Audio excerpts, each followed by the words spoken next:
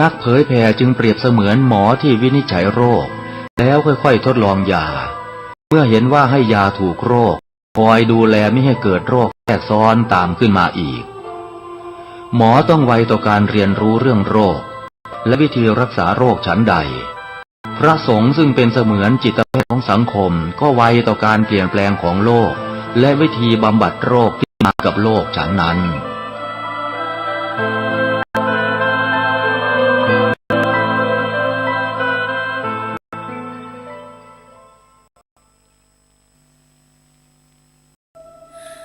หยาดน้ำตาหลั่งรินท่วมแผ่นดิน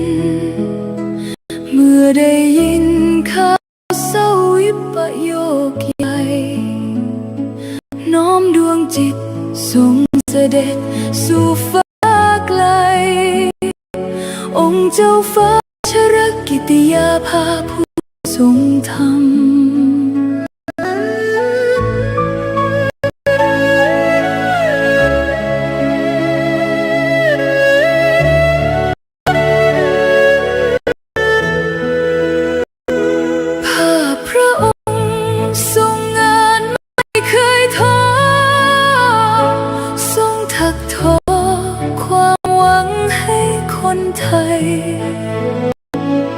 โครงการกำลังใจพระตราตรำชุบชีวิตผู้พลังทำให้ฟื้นคืนทรงเมตตาผู้ต้องขังกำแพงจุดใต้แสงแห่งโอกาสส่องสดชื่นพระหัตถ์ยืนโอบอุ้มผู้คมคืนทรงหยัดยืนเพื่อสตรีและเด็กไทยนักกฎหมายผู้ยืนยันความยุติธรรมทรงน้อมนำพระปรีชาอันยิ่งใหญ่เพื่อปวงชนพ้นทุกสุขเกรียงไกรจารึกไว้ในแผ่นดินไม่เลือนลางคุณงามความดีที่ทรงสร้าง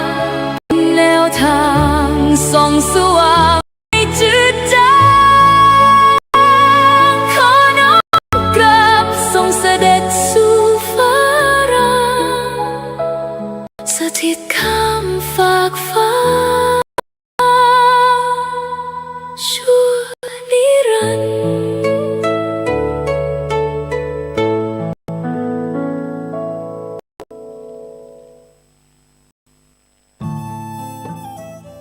ท่านกำลังติดตามรับฟังสถานีวิทยุกระจายเสียงพระพุทธศาสนาแห่งชาติและสังคมคลื่นเพื่อการศึกษาพระพุทธศาสนาและวัฒนธรรมระบบ FM 104.5 เมกะเฮิรตซ์การต่อไปเป็นรายการคดีโลกคดีธรรม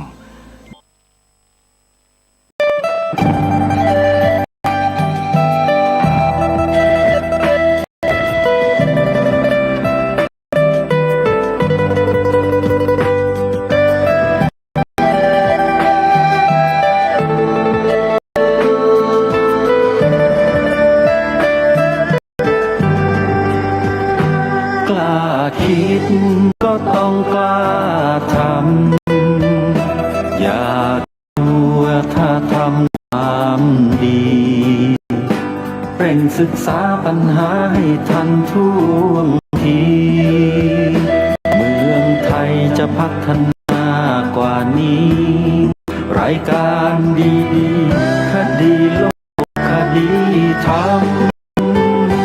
ขอรำพันบรรยายความคิดเครื่องหมายแห่งสีสามงามถนัดขาวคือบริสุทธิ์สีสวัสดิ์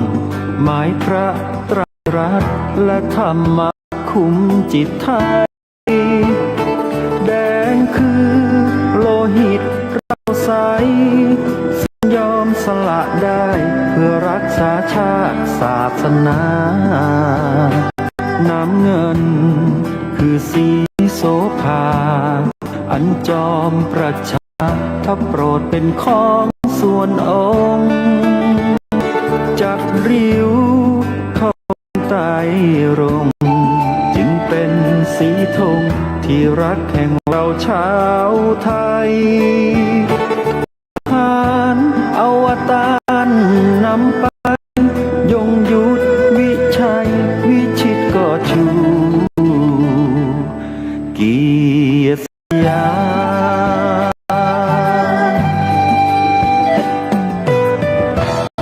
ประเทศไทยที่เจริญมั่นคงมาได้จนถึงวันนี้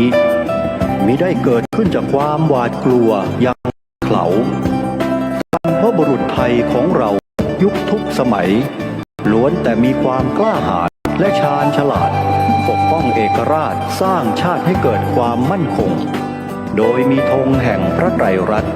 เป็นเครื่องนำชัยจึงเป็นที่มาที่ไปของการคดีโลกคดีธรรมกล้าคิดก็ต้องกล้าทำอย่ากลัวถ้าทำความดี ศึกษาปัญหาให้ทันท่วงทีเมืองไทยจะพัฒนากว่านี้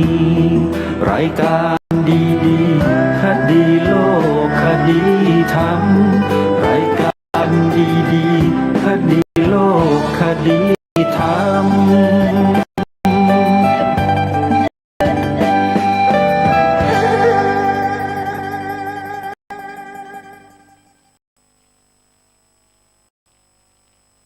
ขอกราบถวายความนอบน้อมแด่พระรัตนตรัยถวายความเคารพพระมหาเถระพระเถรานุเถระทุกท่านขอเจริญสุขญาติโยมสาธุชนที่กำลังติดตามรับฟังรายการจากสถานีวิทยุแห่งนี้ทุกท่านขอนำท่านผู้ฟังเข้าสู่รายการคดีโลกคดีธรรมพบในวันนี้ขึ้น5 ค่ำเดือน 8วันนี้ตรงกับวันอาทิตย์ที่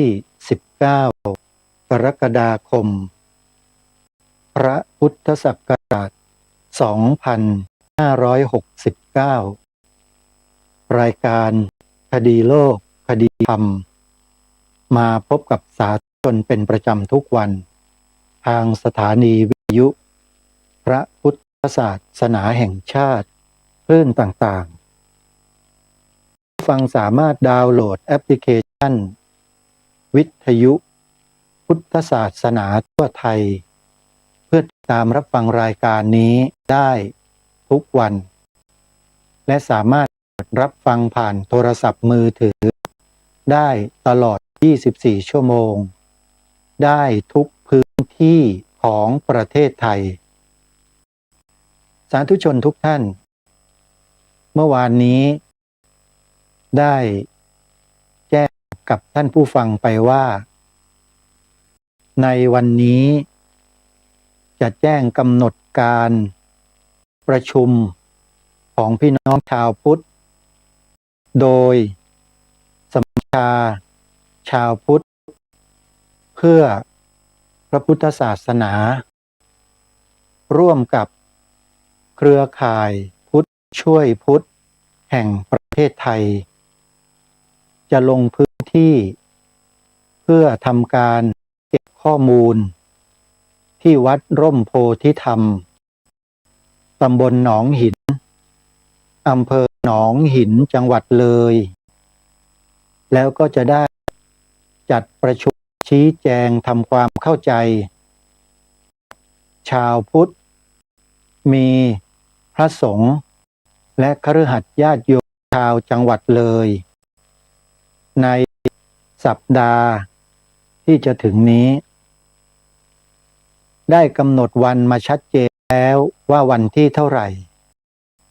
และการประชุมจะเริ่มเวลาเท่าไหร่ซึ่งจะได้แจ้งอย่างเป็นทางการให้กับญาติพุทธบริษัทจังหวัดเลย เจ้าคณะพระสังฆาธิการจังหวัดเลยให้ทราบ เพื่อจะได้เดินทางไปร่วมประชุมกันที่วัดร่มโพธิธรรมตำบลหนองหินอำเภอหนองหินจังหวัดเลยกำหนดวันของการประชุมดังกล่าว คือวันอังคารที่ 21 กรกฎาคมนี้เวลา 13 นาฬิกาเป็นต้นไปบ่ายโมงตรงฉะนั้นจึงขอกราบอาราธนานิมนต์พระสงฆ์เจ้าคณะพระสังฆาธิการรูปใดนะครับถ้าต้องการจะไปทราบข้อมูลทางสมัชชาชาวพุทธเพื่อความมั่นคงของพระพุทธศาสนาและเครือข่ายพุทธช่วยพุทธแห่งประเทศไทยประจำจังหวัดขอนแก่นจะมาถวายข้อมูลเรื่องราวของวัดโพธิธรรมให้กับเจ้าคณะพระสังฆาธิการและญาติโยมพุทธบริษัทจังหวัดเลยทราบโดยตรงยังมีข้อมูลอีกหลายอย่างที่เรายังไม่รู้แล้วทางรัชชากับเครือข่ายพุทธช่วยพุทธดังกล่าวเนี่ยจะได้นำมาถ่ายทอดให้พวกเราได้ฟังกันในพื้นที่จริงๆเลยเพราะฉะนั้นขอนิมนต์นะครับขอเชิญชวนญาติโยมนะมาร่วมรับฟังข้อมูลที่สำคัญในวันอังคารที่ 21 กรกฎาคมนี้ณวัดร่มโพธิธรรมตำบลหนองหินอำเภอหนองหินจังหวัดเลยรายละเอียดข้อมูลต่างๆนั้นให้ติดต่อสอบถามเข้าไปที่วัดร่มโพธิธรรมในเบื้องต้นได้เลยครับเพราะว่าทางสมัชชาก็ดีทางเครือข่ายพุทธช่วยพุทธแห่งประเทศไทยก็ดีได้ประสานกับทางเจ้าอาวาสทางเจ้าสำนักทางผู้ที่ดูแลวัดเรียบร้อยแล้วนะถ้าใครมีเบอร์โทรศัพท์ก็กริ้งกร้างไปสอบถามรายละเอียดในเบื้องต้นกันก่อนได้เลยนะครับและที่ผมประกาศเนี่ยผมประกาศจากข้อมูลที่ได้รับมาโดยตรงจากองค์กรทั้งสององค์กรดังกล่าวที่จะลงที่ในวันที่ 21 กรกฎาคมนี้ที่วัดร่มโพธิธรรมผมก็นำข้อมูลที่ได้มาเนี่ยแจ้งประกาศให้กับเจ้าพระสังฆาธิการและญาติโยมพุทธบริษัทจังหวัดเลยได้ทราบส่วนรายละเอียดต่างๆนั้นในพื้นที่ก็ควรจะสอบถามไปที่วัดร่มโพธิธรรมจะเป็นความเหมาะสมที่สุดแล้วก็น่าเชื่อถือที่สุดนะครับแต่ถ้าหากว่าไม่ได้รับข้อมูลและรายละเอียดตามที่ผมได้แจ้งประกาศไปเนี่ยก็ให้ตั้งข้อสังเกตไว้ก่อนนะครับว่า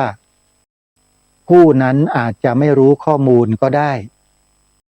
อันนี้อย่าเพิ่งไปตกใจนะครับแล้วก็ไม่ต้องไปสงสัยว่าจะเปลี่ยนแปลงยกเลิกอะไรไม่ต้องนะครับลงแน่นอนครับ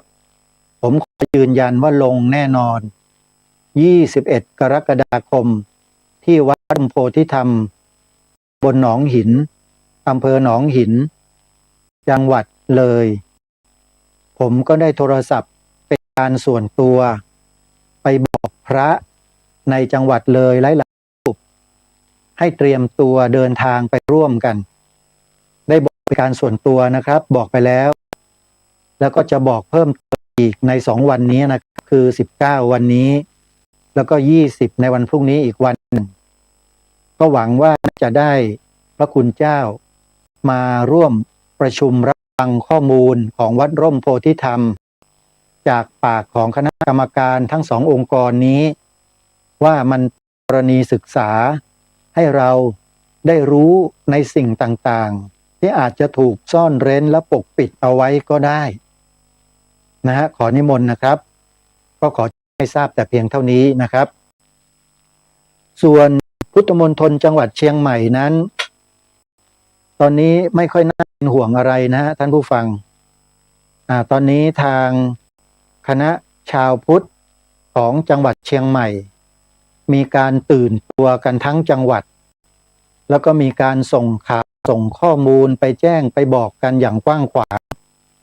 รายการคดีโลกคดีธรรมก็ได้ประกาศประชาสัมพันธ์ในเบื้องต้นกับญาติโยมพุทธบริษัทที่ยังไม่รู้ข้อมูลก็ได้รู้ข้อมูลโดยทั่วกันไปแล้วและกรณีอย่างนี้มันจะเกิดขึ้นเรื่อยๆเพราะเนื่องจากว่ามีคนที่เป็นมิจฉาทิฏฐิเข้าไปครอบครองอำนาจบางสิ่งบางอย่างที่สามารถดำเนินการกับวัดวาอารามของเราได้และคนเหล่านั้นก็จะหาช่องในการดำเนินการไม่ทางใดก็ทางหนึ่งบางทีไม่มีช่องเขาก็ใช้วิธีการเจาะช่องเอาแล้วเขาก็มุดเข้าไปแล้วก็ดำเนินการก็เหมือนกันโยมคือมันไม่มีช่องที่จะให้ดำเนินการอะไรเหมือนอย่างพุทธมณฑลเนี่ยญาติโยมพุทธมณฑลจังหวัดเชียงใหม่190 ไร่2 งาน29 ตารางวาแล้วก็มหาวิทยาลัยการกีฬาแห่งชาติเนื้อที่550 ไร่เนี่ยไม่มีช่องที่จะเข้าไปดำเนินการอะไรเขาก็ใช้วิธีขุดรูแล้วเข้าไปดำเนินการจนได้ก็มันก็เป็นเพียงแค่ทำให้พวกเรารำคาญเท่านั้นแหละนิ้วเขี่ยออกเดี๋ยวก็เสร็จนะแต่ก็อย่าโยมบางทีไอ้แมลงตัวเล็กๆพวกเนี้ยมันอาจจะมีพิษอยู่เหมือนกันพอมันกัดพอมันแล้วมันก็ปวดแสบปวดร้อนได้แต่เราก็มียาทามียาป้องกันชั้นดีแล้วไม่ต้องกลัวยาชั้นดีของพวกเราคืออะไรทราบไหมฮะความรักความสามัคคีกันในหมู่พี่น้องชาวจังหวัดเชียงใหม่และทุกจังหวัดของประเทศไทยพวกเราต้องรักกันและสามัคคีกันไว้เท่านั้นครับเป็นยาชั้นเลิศเลยไม่ว่าใครก็ไม่สามารถที่จะมาทำลายพวกเราได้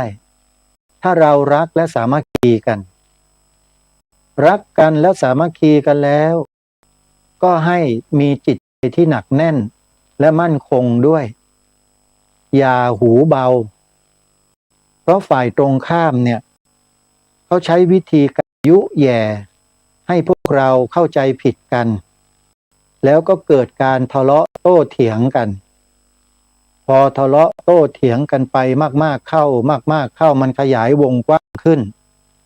มันจะกลายเป็นแตกแยกพอเราแตกแยกฝ่ายตรงข้ามมันรู้มันก็ตอกลิ่มเลยทีเนี้ยวิธีการตอกลิ่มของมันเนี่ยมันทำได้อย่างเนียนมากพวกเราบางทีไม่ทันรู้ตัวกันหรอกเรามัวแต่กันเถียงกันว่ากัน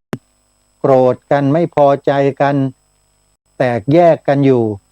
พวกนี้ก็เอาลิ่มตอกทุกวันพวกเราไม่รู้ตัวเราก็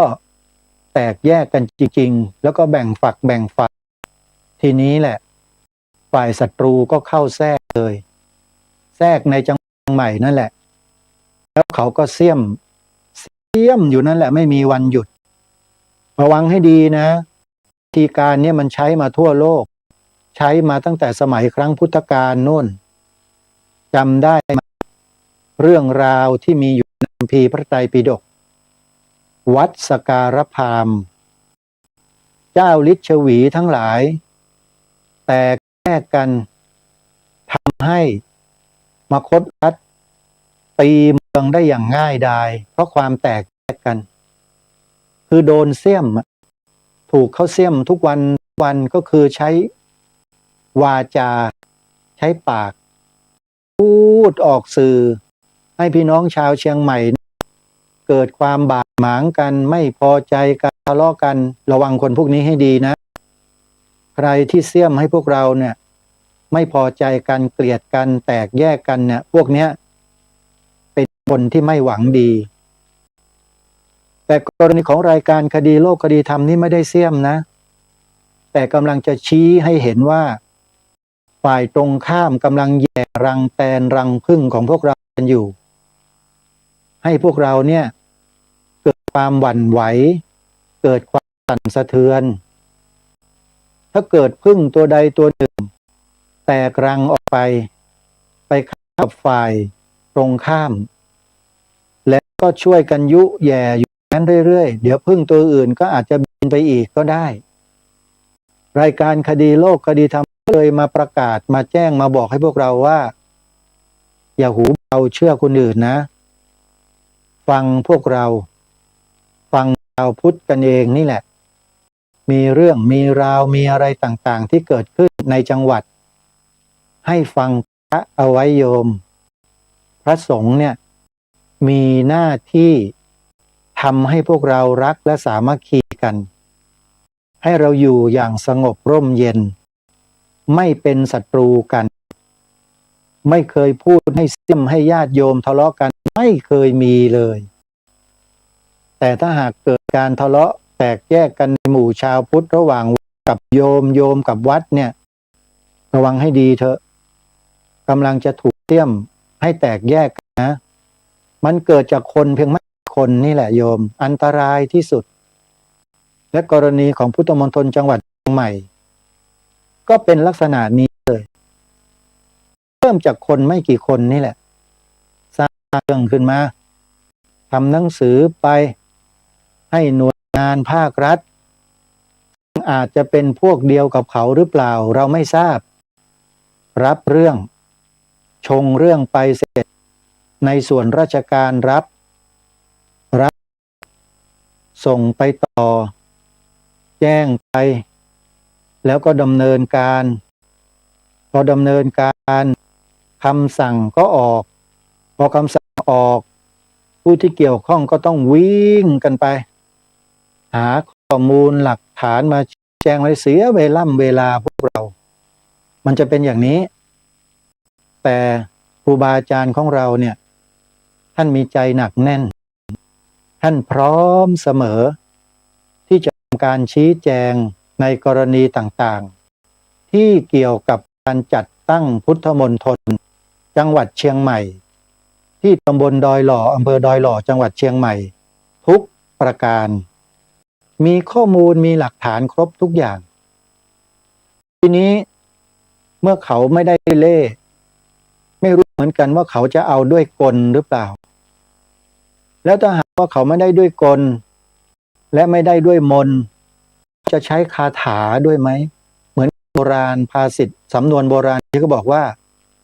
ไม่ได้ด้วยเล่ห์ก็เอาด้วยกลไม่ได้ด้วยมนต์ก็เอาด้วยคาถานี่คือลักษณะของคนที่มันหาเรื่องโยมคงเข้าใจนะคำว่าหาเรื่องเนี่ยหมายความว่าอะไรก็คือ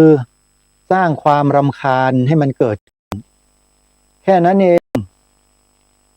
แต่อย่างบอกไปนั่นแหละว่าอย่าคิดว่ามดตัวเล็กๆมันไม่มีพิษไม่มีภัยมันมีรังมหาศาลอยู่ตรงไหนเรามองไม่เห็นหรอกมันออกมาแค่ตัว2ตัวนะมดเนี่ยแต่รังใหญ่มันเรามองไม่เห็นมันอาจจะอยู่ใต้ดินมหึมาได้กรณีพุทธมณฑลจังหวัดเชียงใหม่นี่ก็เหมือนกันมีมดมีออกมา2ตัว3ตัวใช่ไหมแต่เบื้องหลังอันมหึมาเนี่ยเรามองไม่เห็นเพราะฉะนั้นอย่าประมาทนะเตือนไว้เลยนะโยมพระคุณเจ้าที่เคารพครับห้ามประมาทเป็นขาดจงใช้ราวในครั้งนี้เนี่ยเป็นกรณีศึกษาแล้วเตรียมสรรหาฐานข้อมูลไว้ให้พร้อมต้องพร้อมสับเสมอเพราะเมื่อเกิดเหตุการณ์อะไรขึ้นมาแล้วก็สิ่งที่เราได้เตรียมไว้คือหลักฐานข้อมูลทั้งหมดเนี่ยจะเป็นตัวพยานเป็นอย่างดี ให้เราได้นำมาชี้แจงแจ้งบอกกับหน่วยงานที่ดำเนินการให้เราหาข้อมูลมายืนยันเราก็จะได้นำฐานข้อมูลนั้นมายืนยันแบบง่ายๆคือต้องเตรียมไว้พูดง่ายๆอย่าไปวางไว้ที่นู่นที่นี่จนลืมกันหมดเอกสารเรื่องหลักฐานนะโดยเฉพาะเรื่องของเอกสารเข้าครอบครองพื้นที่ดินที่กระทรวงการคลังออกให้เนี่ยอันเนี้ยสำคัญมากจะต้องเตรียมการไว้ให้พร้อมนะโดยเฉพาะหนังสืออนุญาตให้ใช้ที่ราชพัสดุที่ออกโดยกระทรวงการคลังซึ่งเป็นตรากระทรวงการคลังเนี่ยนะเป็นเอกสารนะเป็นเลขที่ดินเป็นหน้าสำรวจซึ่งมีเขียนออกไว้หมดเลยโยมแล้วก็ออกให้วันที่24เดือนพฤษภาคมพระพุทธศักราช2567นามนายนิรัตน์พงษ์สิทธิถาวรผู้ว่าราชการจังหวัดเชียงใหม่เอกสารราชพัสดุผู้ว่าราชการจังหวัดเป็นผู้ลงนามนะโยมแต่ถ้าเป็นเอกสารที่ดินทั่วๆไปเนี่ยพนักงานที่ดินลงชื่อได้เลยแต่ที่ในราชพัสดุนี่ถือว่าสำคัญกว่าที่ดินโดยทั่วๆไปท่านผู้ฟังแล้วก็เป็นที่ดินที่สามารถขออนุญาตใช้ได้จำนวนไม่จำกัดขอบอกนะว่าใช้ได้จำนวนไม่จำกัดและเมื่อได้ใช้แล้วนะก็จะทำการดูแลรักษาก็สามารถจะปลูกสร้างอาคารสถานที่หน่วยงานอะไรต่างๆบนพื้นที่ดินได้ทุกประเภททุกอย่างตามข้อกฎหมายกำหนดอันนี้เขาจะมีระเบียบเอาไว้ว่าที่ราชพัสดุเนี่ยสามารถที่จะสร้างอะไรได้และห้ามทำอะไรเขาจะบอกไว้ในระเบียบทั้งหมดซึ่งพุทธมณฑลเนี่ยไม่ได้มีทำอะไรที่ผิดกฎระเบียบสักอย่างหนึ่งญาติโยมทุกอย่างที่สร้างขึ้นในพุทธมณฑลจังหวัดเชียงใหม่นั้นเป็นไปเพื่อบุญกุศลเป็นไปเพื่อคุณงามความดีทั้งหมดสร้างเสริมสิ่งดีงามให้แก่จังหวัดเชียงใหม่เพราะฉะนั้นทางคณะกรรมการของที่ราชพัสดุจึงอนุมัติให้ทางสำนักงานพระพุทธศาสนาแห่งชาติได้ใช้สถานที่แห่งนี้ตั้งเป็นพุทธมณฑลจังหวัดเชียงใหม่ก็ชาวพุทธในจังหวัดเชียงใหม่โดยการนำของพระสงฆ์ก็นำพาญาติโยมพุทธบริษัทจังหวัดเชียงใหม่เนี่ยมาร่วมกันสร้างมาร่วมกันทำพุทธมณฑลนี้ให้เป็นสถานที่ศักดิ์สิทธิ์ของจังหวัดเชียงใหม่บนพื้นที่ดิน190 ไร่ถือน้อยนะพุทธมณฑลที่จังหวัดเชียงใหม่เนี่ยถือว่ายังน้อยบางพื้นที่บางจังหวัดก็มีพื้นที่ดินเนี่ยหลายร้อยไร่เลยโยมบางทีก็เป็นพันไร่ก็มีโดยเฉพาะพุทธมณฑลส่วนกลางเนี่ย2,500 ไร่ที่เชียงใหม่แค่190 ไร่เองแต่เอาละ190 ไร่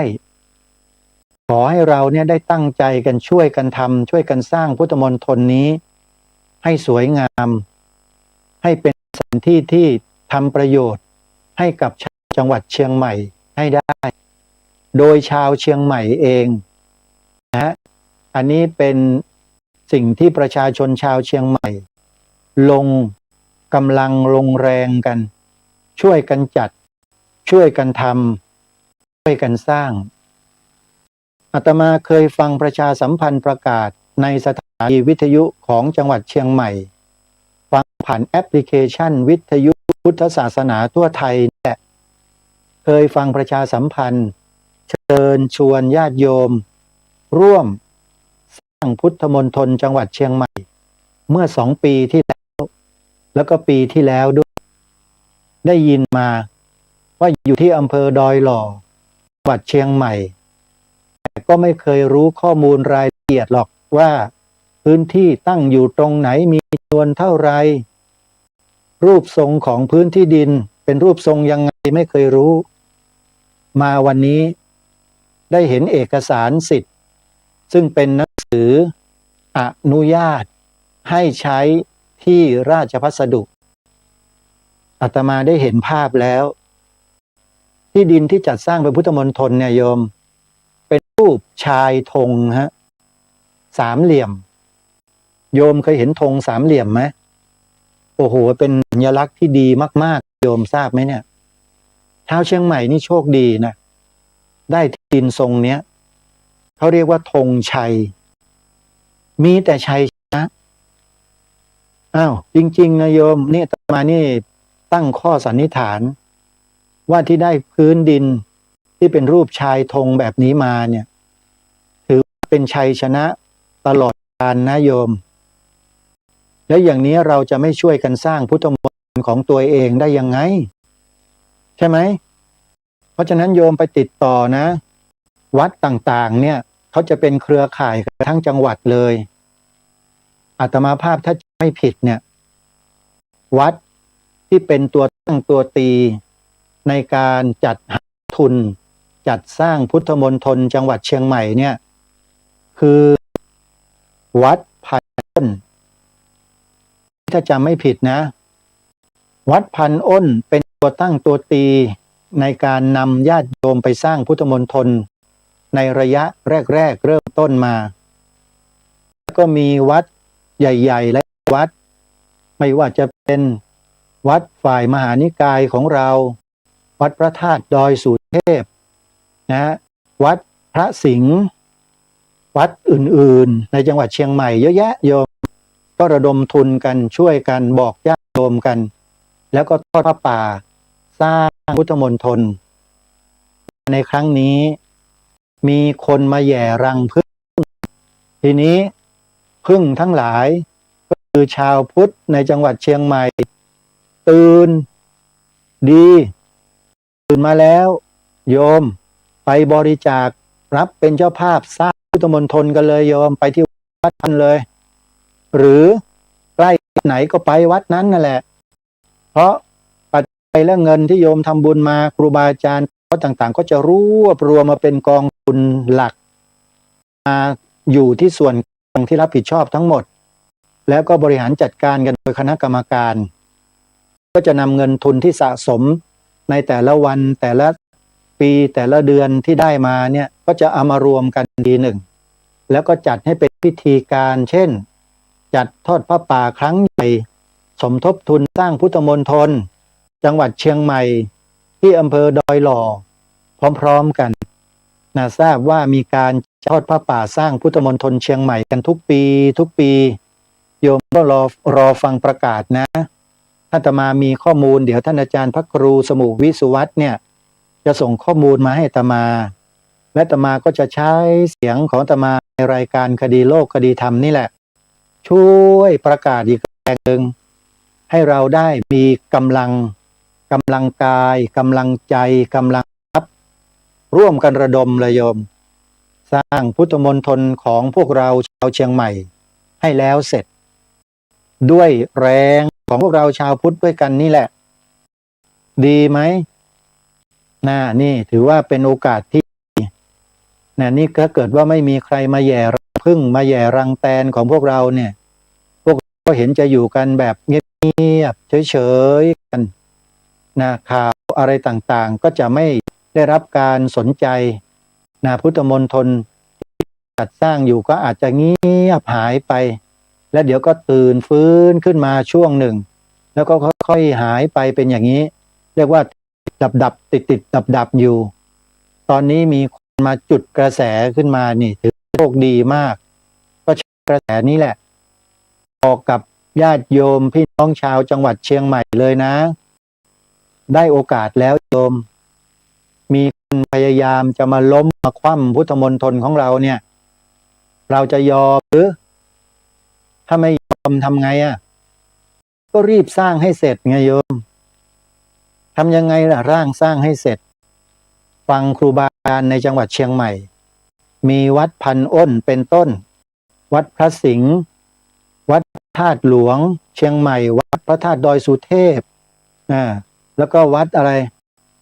วัดใหญ่ๆวัดหลวงทั้งหลายเนี่ยโยมนะก็คอยฟังแม่ครูบาอาจารย์ท่านประกาศเพราะงานนี้มันเป็นงานส่วนรวมเป็นงานของจังหวัดเชียงใหม่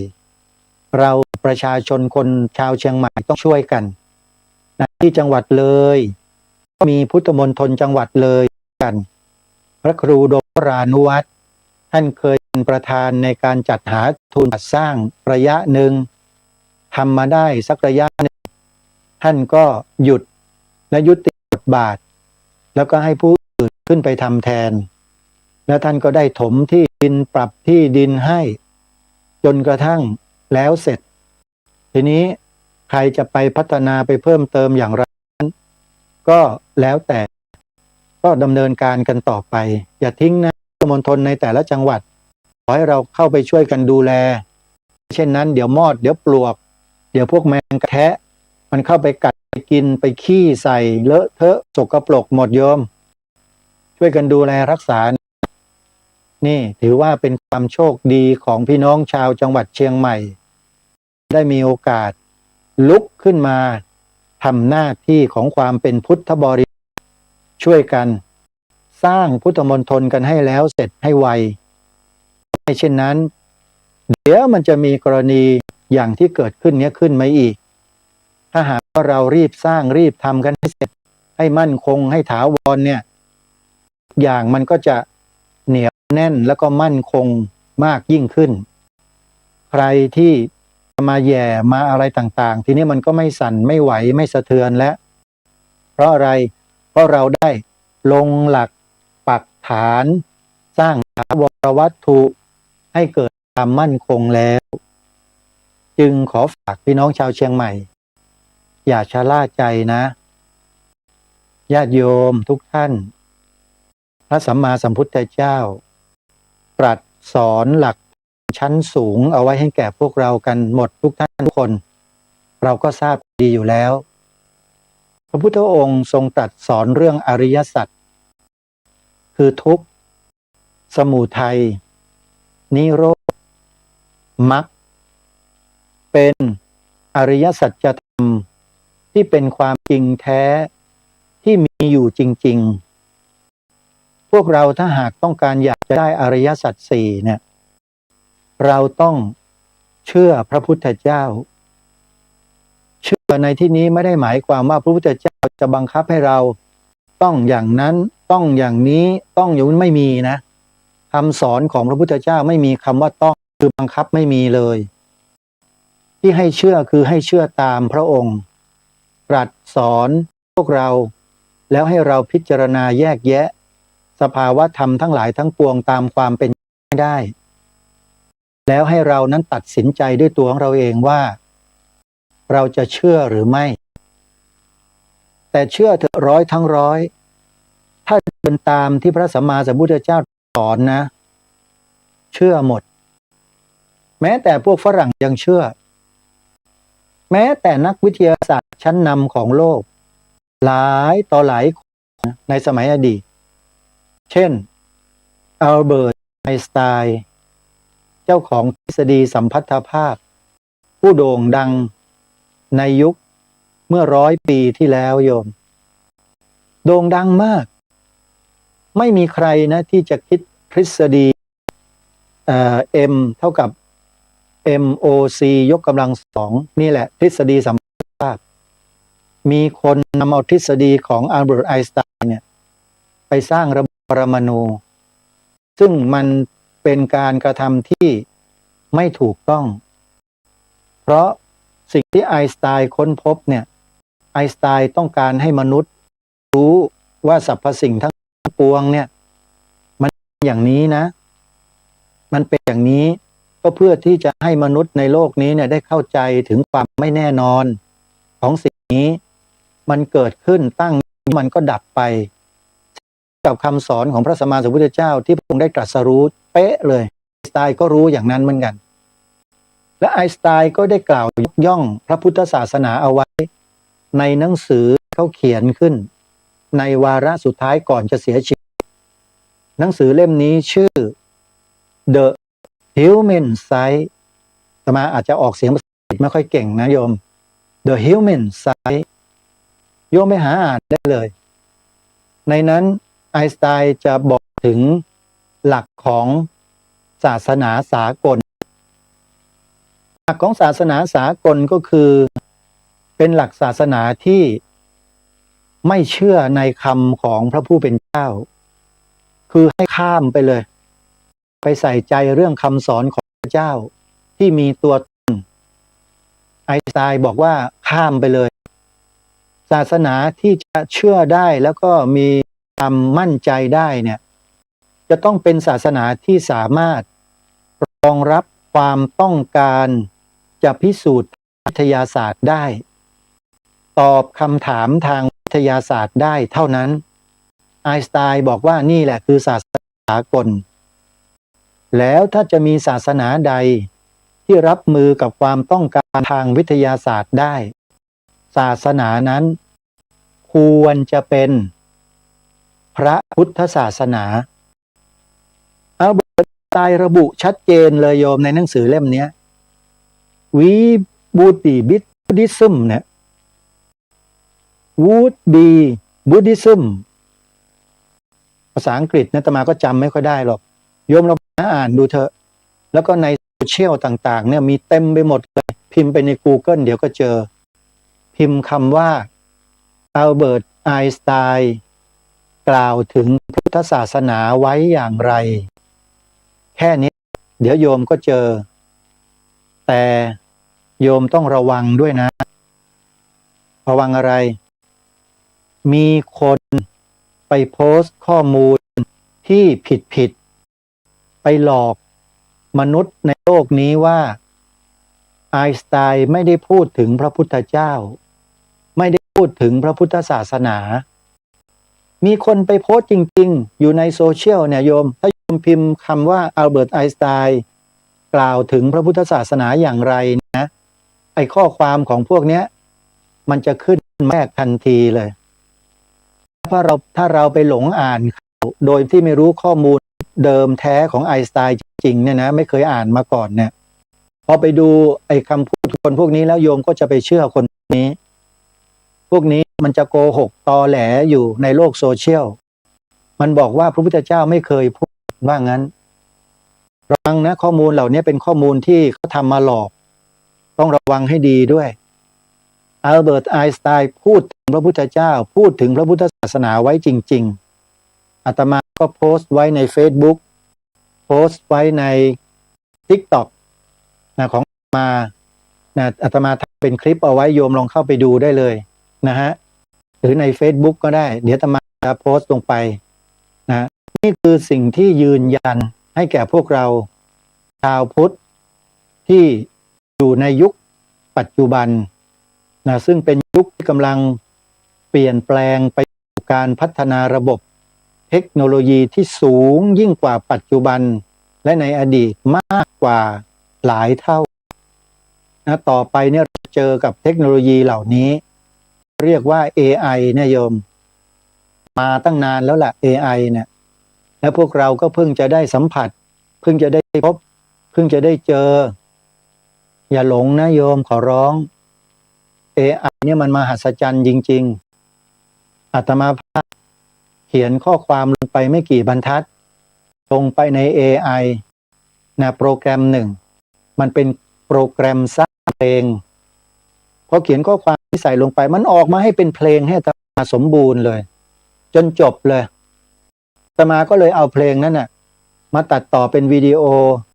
แล้วก็โพสต์ให้กำลังใจกับพระสงฆ์ที่ถูกรถชนที่เดินธุดงค์แล้วรถชนที่จะมุกดาหารน่ะชื่อเพลงนะโยมลองไปฟังดูได้ใน YouTube ก็ได้หรือใน TikTok พิมพ์ได้เลยทางเดินของผ้าเหลือง The Path of the Robe The Path for the Robe อะไรนี่แหละจะมาจำชื่อภาษาอังกฤษไม่ได้ AI มันเขียนออกมาให้ด้วย ชื่อเป็นภาษาไทยก็คือทางเดินของผ้าเหลือง แล้วก็ใส่ท้ายไว้หน่อยว่าดีทีวีโยมกดเข้าไปดูใน YouTube ได้เลยถ้าโยมเห็นคลิปวิดีโอที่ขึ้นหน้าปกสีเหลืองๆมีตัวหนังสือสีน้ำเงินกับสีแดงเนี่ยนะโยมกดเข้าไปดูเลยนั่นแหละคือคลิปที่อาตมาโพสต์เอาไว้ทางเดินของผ้าเหลืองรู้สึกว่าจะเคยเปิดในรายการให้โยมได้ฟังกันไปบ้างแล้วนะโยมเคยฟังหรือเปล่าก็ไม่ทราบหรืออยากจะฟังตอนท้ายรายการเปิดให้ฟังก็ได้โยมก่อนจะจบรายการเนาะเพื่อให้ญาติโยมได้ยินว่า AI นี่มันมหัศจรรย์จริงๆเพื่อไม่ให้เราเนี่ยไปหลงพวกนี้แต่เอามาใช้ให้เป็นประโยชน์ที่พูดเนี่ยเพราะว่าพวกนี้มันมีอะไรพิเศษมหัศจรรย์มาก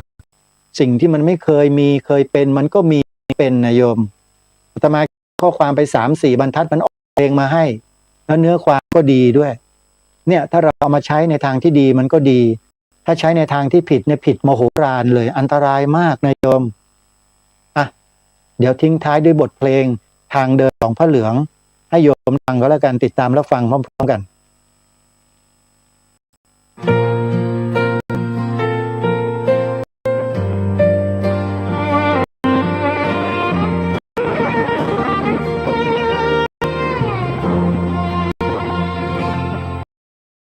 วันนี้ฟ้าดู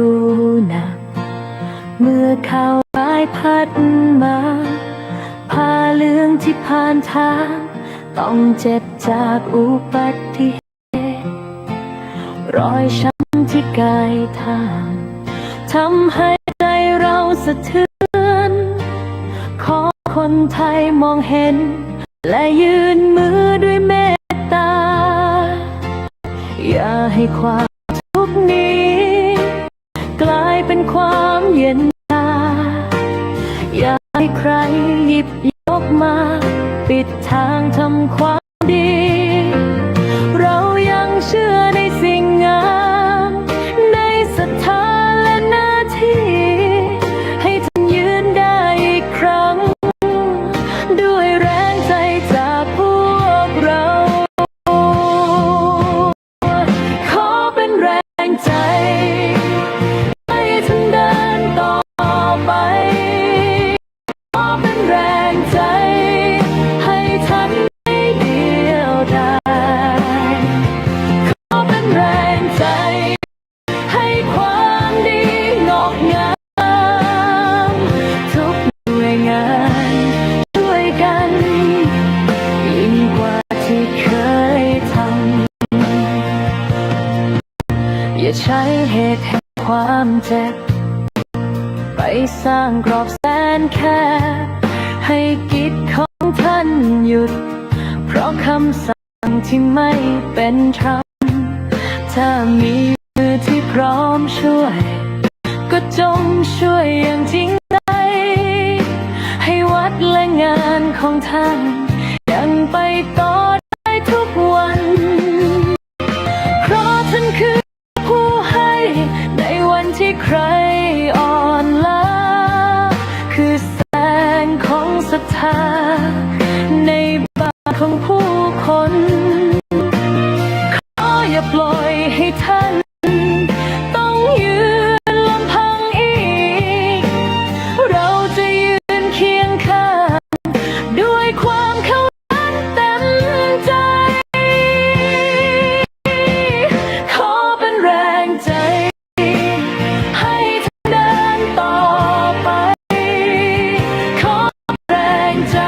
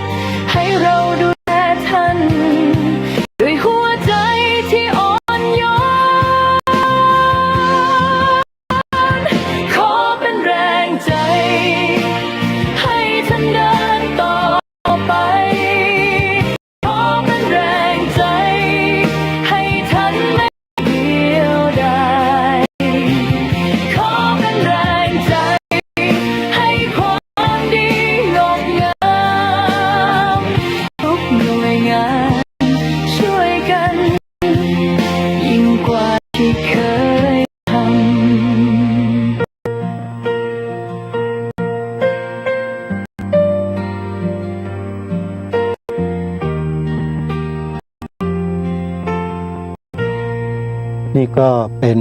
บทเพลงทางเดินของผ้าเหลือง หรือ The Path of the Saffron Robe เป็นภาษาอังกฤษนะอาตมาพิมพ์ใส่เข้าไปใน AI เขียนถึงข้อความที่เกี่ยวกับพระสงฆ์ที่ถูกรถชนแล้วก็ให้ไว้อาลัยท่านเขียนไป 3-4 บรรทัดเพลงนี้มันก็ออกมาโยมได้ยินได้ฟังเนี่ยนี่คือขอไปนี่คือความพิเศษของเทคโนโลยี AI ที่เกิดขึ้นในโลกใบนี้ที่ทำให้มนุษย์ในโลกใบนี้เริ่มที่จะเอาใจเนี่ยเข้าไปสนใจใส่ใจกับสิ่งนี้มากขึ้นกว่าแต่ก่อนเยอะเลย AI เมื่อก่อนยังไม่มีแค่โทรศัพท์มือถือสมาร์ทโฟนที่สามารถโทรศัพท์หากันเห็นหน้าเห็นตากันแค่นี้อาตมาว่ามันก็เยอะแล้วนะว่ามันน่าจะหนักแล้วนะมาเจอ AI หนักกว่าตั้งเยอะโยมอาตมาจึงเป็นห่วงนะเนี่ยเป็นห่วงพวกเราที่ยังมีวุฒิภาวะไม่เพียงพอแล้วเสร็จแล้วพอไปเจอ AI มีอะไรใหม่ๆน่าตื่นเต้นน่าอะไรมากมายเราไปหมกมุ่นอยู่กับมันมากๆเข้าเนี่ยชีวิตของความเป็นมนุษย์ของเราเนี่ยมันจะเปลี่ยนนะโยมมันจะเปลี่ยนไปอีกแบบโดยที่เรานั้นไม่รู้ตัวเลยอาตมาภาพก็พยายามใช้ AI มาทำข้อมูลที่ดีที่มีประโยชน์ให้แก่พวกเราได้รับสิ่งดีเหล่านี้ให้พวกเราเกิดความสำนึกร่วมกันแล้วก็มีการทำเรื่องของเพลงที่เกี่ยวกับธงไตรรงค์3 สีก็ทำเอาไว้แล้วแต่ว่ายังไม่ได้นำมาเปิดเผยยังไม่ได้มาถ่ายทอดให้เท่านั้นเพราะว่าท่วงทำนองอะไรต่างๆเราไม่คุ้นเคยโยมมันเป็นคล้ายๆกับเดินพาเหรดอะไรอย่างเงี้ยบางทีฟังแล้วก็อาจจะรู้สึกแปลกๆก็เลยยังไม่เอามาเปิดเผยมาเผยแพร่ซึ่งวันเดี๋ยวอาตมาจะพิจารณาดูว่าถ้าเหมาะสมอย่างไรเนี่ยก็จะได้นำมาเปิดให้ฟังนะฮะก็แล้วท่านผู้ฟังก็คงจะต้องพบกับรายการได้ใหม่ในวันต่อไปเนาะวันนี้ก็นำข้อมูลข่าวสารต่างๆมาแจ้งทราบกันไปแล้วเดี๋ยววันพรุ่งนี้มีอะไรคืบหน้าก็จะมาแจ้งกับพวกทราบกันต่อขอความสุขความสวัสดีในธรรมแห่งองค์สมเด็จพระบรมศาสดาสัมมาสัมพุทธเจ้าจงปรากฏขึ้นในจิตใจของท่านผู้ฟังทุกท่านทุกคนเจริญพรที่จบไปแล้วนั้นการคดีโลกคดีธรรมดำเนินรายการโดยพระครูประหลัดณรงค์